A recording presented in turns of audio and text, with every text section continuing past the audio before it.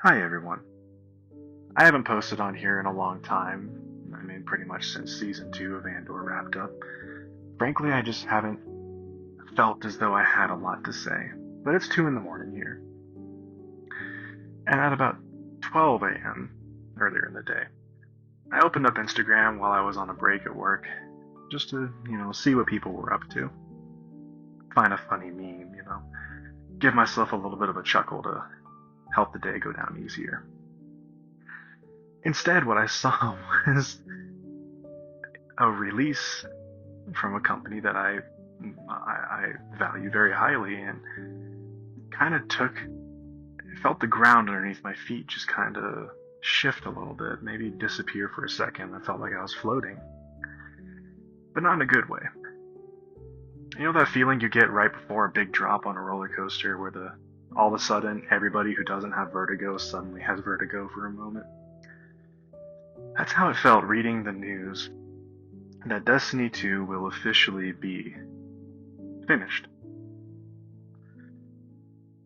On one hand, I like this, right? I do believe that there is a beauty in things knowing it's time to end. If you know me in person, you know that this is an opinion that I have of most everything. I think that everything, at some point, should come to a conclusion. I feel this way about the MCU under Disney. I feel this way about the Dune movies. I feel this way about the Red Rising book series, one of my favorite book series of all time. And as much as I adore those things, at some point they have to conclude. I'll come back to this point here in a little bit, but for those of you who don't know and are choosing to watch this video over the likes of Aztecross or Datto or Mr. Fruit, MTash, whoever, Destiny 2 has been going for a little over 7 years. Maybe a little bit more than that, and Destiny 1 was running for about 3. So combined, we're talking 11 years of Destiny. Right, and it's a franchise that has a very unique sort of feeling of permanence. You know, with Bungie's first slew of games with Halo, there was sort of this overwhelming thread of finality to everything that they put into those games. A lot of Halo revolved around death, rebirth, and the acceptance of loss. Later games like Halo 4 kind of honed in on that idea a little bit more, and in my opinion, pretty successfully. But Destiny was different. It struck a chord that I didn't really know needed to be scratched. Sci-fi is my all-time favorite genre. And I would say the first real sci-fi love of my life was Star Wars. The thing that kick-started a deep admiration for this genre. But while Star Wars was the first love, the first sort of, oh, I'm discovering what attraction is moment, right? We all have that moment as a kid, a teenager, and you learn and you grow, and maybe that person continues to be the focal point where they don't. But for me, the thing that really took me from, oh, I like sci-fi to, oh, I fucking love sci-fi, was Destiny. It taught me and it helped me learn that sci-fi wasn't just this sort of fun thing. I mean, certainly there's that, but there's these very vague, metaphysical, religiously transient, episcopal style of storytelling that sure wasn't at the forefront and was more relegated to the lore entries, but then I had people like My Name is Bife and Yves and Mylan who told these stories, and I was captivated. Holy shit, sci-fi can be this? And when when the Destiny 1 beta came out, I don't remember, I was either 19 or I was 18, I was somewhere around there. I might have even been younger, I'll have to do the math. I was obsessed. The gear, the the grind, the raids, I had devoured it. I had over 2,200 hours in Destiny 1. I have over 3,600 hours in Destiny 2. I'm not just some fucking casual. I'm obsessed over these games.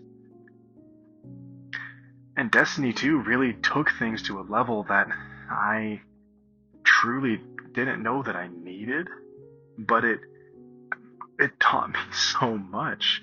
I realize it's kind of cringe to say this about a video game, but I do think that a thing you need to keep in mind is that video games, much like movies and a good album, they're art. And certainly Bungie faltered many times. I would probably have closer to 4,000 hours if I just really stopped caring after Renegades. But you better believe anytime they dropped a new mission, or there was a new lore video from Life, I was one of the first ones to go. I wanted it. I needed it. It's sad that this news is coming at a time where I have engaged with Destiny 2 the least amount that I ever have over its lifetime. I played more Destiny 2 during Curse of Osiris than I have during Renegades. And maybe that's just a proxy of I'm 30 and not 20. I have other things in my life I want to prioritize. Or maybe it's just because I'm trying to be my own storyteller. I'm writing a book. I make movies. I work in the creative industry. I'm a storyteller in my own right. And a lot of that confidence I have to write the book that I'm writing and to make the movies and the confidence that I have to tell these stories does come from the confidence I felt with Destiny. Some of my best friends I made because of Destiny. People that I still talk to today. Some of my favorite music tracks are from Destiny. Some of my favorite trailers of all time are from Destiny. Some of the funniest moments I've had in my life are from Destiny. The amount of times that I busted a gut laughing from something not going right during a raid run. It's priceless to me.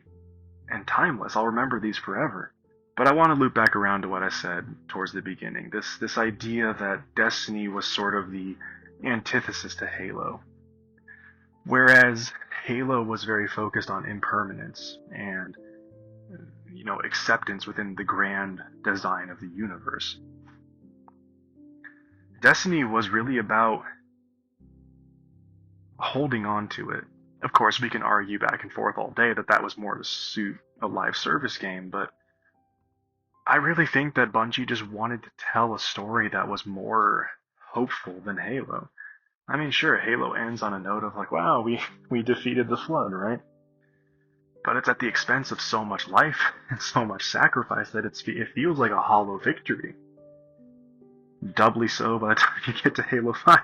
But Destiny really was this sort of broader look at the universe of, yeah, but what if when we saved them, everyone didn't die in the process? What if you were immortal? What if all these moments were just a blip in your time on Earth, in this universe? I've mentioned it before on this channel with a couple videos, but I have a crippling fear of loss and death. So much so that one of my biggest fears is dying in my sleep. And whether that was the Catholicism when I was raised, or something more newfound because I got deeper into art. But that's been a fear that, is better, but it's never really gone away. And I've lost people in my life. I've lost friends and family, and Destiny in a way was a great comfort to me because I had this reassurance that this thing's not gonna end. I can take a break, I can obsess over it, and it'll still be there. I'll continue to lose people because such is the natural progression of life, but Destiny will always be there for me. I know it's cringe. I'm aware. This news really fucked with me. And even though I really knew that it was coming, it still hurt. A lot. And you better believe I'll be logging on to play the update, and I'll 100% moments of triumph. I'll have the swag until the heat death of Destiny.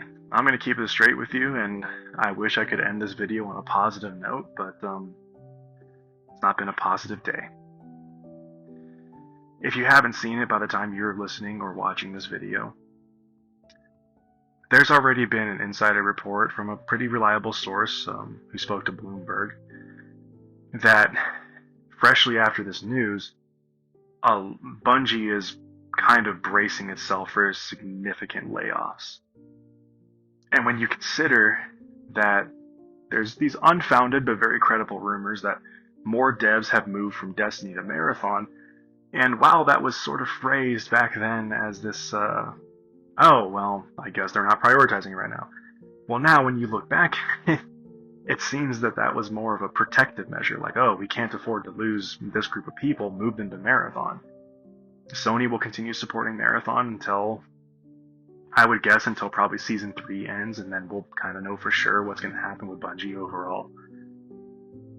But I would expect, anyone that's not working on Marathon, and maybe even a few people that are going to be facing the axe, and my heart goes out to them because this is the last thing I wanted for you. I feel that Destiny lost its identity a while ago, but I never wanted it to result in this sort of a whimpery death. And I'm assuming that if you know that particular bit of news, you also saw the accompanying subheadline. Destiny 3 is not in development. That doesn't mean that it's not conceptual. That doesn't mean that it can't be one of the projects that they're hoping to incubate here. But I think it's very important to remember that we have heard, if Bungie wanted to keep the community hyped, and they wanted to kind of softly guarantee that Sony would back them, because you bet your ass, every single naysayer, maybe not every single one, but hundreds of thousands of people, millions of people, if that twid today ended with, we'll let you know more about Destiny 3 in the near future, or just the future. We'll let you know more about the world of Destiny in the hopefully near future. Oh, the hype. Everyone would be on board. Destiny 3? Fuck yeah. Destiny spin-off? Fuck yeah. Destiny TV series? RPG? Fucking trading card game? Everyone would be there for it. But their wording is pretty specific. Now, I don't think Bungie are idiots. If they were, Destiny would not have run for as long as it did. They're not stupid. If they had something positive to share about the Destiny universe, they would have shared it. Now, I do personally believe that while this is the last live content update we will be receiving, I have to believe that there was already probably a fairly significant amount of content already made for the next 2 expansions that we'll probably get in some form during this update. And they mentioned, having story beats to, close out the stories for, Zavala and Ikora and Eris. So, I feel like it's safe to assume that in some way we'll get something. Maybe we'll get to fight Xivu as one sort of final hurrah. We're getting Pantheon back. I get to flex my knowledge on the newbies of oh, you never fought Galron? Let me fucking teach you. Like I said, I wish this ended on a positive note, but I wouldn't hold your breath for Destiny 3. I wouldn't even hold your breath for Bungie. We know they're not doing great financially, in a sense. We know that community sentiment has been at an all-time low for the last, I'd say, about 4 to 6 months. We know player counts have not been good. We know that Marathon has failed to turn a profit, at least by our community metrics. Destiny has been one of the most recognizable games in the history of gaming. I would argue people that don't even know what a video game is, in some manner, might know Destiny. The impact it had on just communities was huge. Even if you never played it, oh, but I play Warframe. Oh, so you know Destiny? Yeah, I know Destiny. Oh, I played Anthem. Yeah, you know Destiny. You played Borderlands, Arc Raiders, played Red Dead fucking Redemption. I know Destiny in some capacity. It was just that transformative. It really was. We're credit where it's due, you guys. But take it from somebody who doesn't deal with loss good. I think we're going to have to accept the loss on this one. But if anybody from Bungie listens to this video, or if another content creator watches this video and feels anything by what I've said, I want to end this video by giving a very heartfelt thank you to just everyone. To all the random guardians that I teamed up with for 0-hour runs way back then. For people that I coerced into hanging out on IO so we could find the secret whisper mission. To people that put up with my dumbass for an 18-hour day one run of Crown of Sorrow. To the people that made me die laughing when Final Wish was when Last Wish, was so broken we couldn't get through the puzzle room, and we spent 4 hours just giggling. To the few clans that I was a part of, that I hung out with and did activities with and talked to. To the content creators like Astacross and Fallout who I was watching from day one.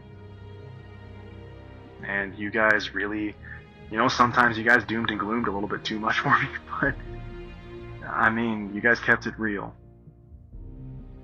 And you kept me coming back to this game when the interest was starting to wane.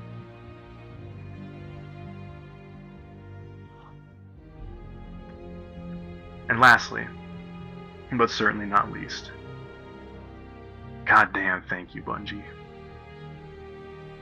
Thank you for making a game that hopefully one day has created a spark that I take into a life and a career that I can look back on and say, those motherfuckers helped. And they certainly weren't the only ones, but they gave me this confidence. They helped me feel less alone in a world that was very dark for me. And I know that at the end of the day, it's a video game. It ain't that deep. It was that deep to me. Bungie, you gave me the confidence to be a storyteller. You gave me the memories to expand into things I never would have before. I am truly grateful for the time that we got and for whatever time we have left. I'll still hop into Marathon a little bit. But thank you. Thank you for everything. And, if any Guardians are watching this, see you around.